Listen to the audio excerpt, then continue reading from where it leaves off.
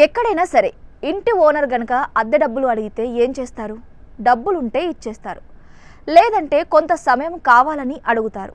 అంతేగాని అద్దె డబ్బులు అడిగినందుకు ఏకంగా మర్డర్ చేస్తారా? అది కూడా 70 ఏళ్ల వృద్ధురాలిని చంపి మృతదేహంపై డాన్సులు చేశారంటే ఎంత దారుణం! ఇది జరిగింది ఇంకెక్కడో కాదు, అతి కిరాతకంగా 70 ఏళ్ల వృద్ధురాలిని చంపి మృతదేహంపై డాన్సులు చేసిన ఘటన హైదరాబాద్లోని కుషాయిగూడలో చోటు చేసుకుంది. ఈ నెల 11న జరిగిన ఈ ఘటన కాస్త ఆలస్యంగా వెలుగు చూసింది. కమలాదేవి అనే వృద్ధురాలు ఇంటి నుంచి దుర్వాసన రావడంతో స్థానికులు పోలీసులకు ఫిర్యాదు చేశారు. అక్కడికి చేరుకున్న పోలీసులు తలుపు తెరిచి చూడగా కమలాదేవి విగతజీవిగా పడి ఉంది. మృతదేహంపై గాయాలు కనిపించాయని పోలీసులు తెలిపారు. అనుమానాస్పద మృతిగా కేసు నమోదు చేసుకున్నట్లు వెల్లడించారు.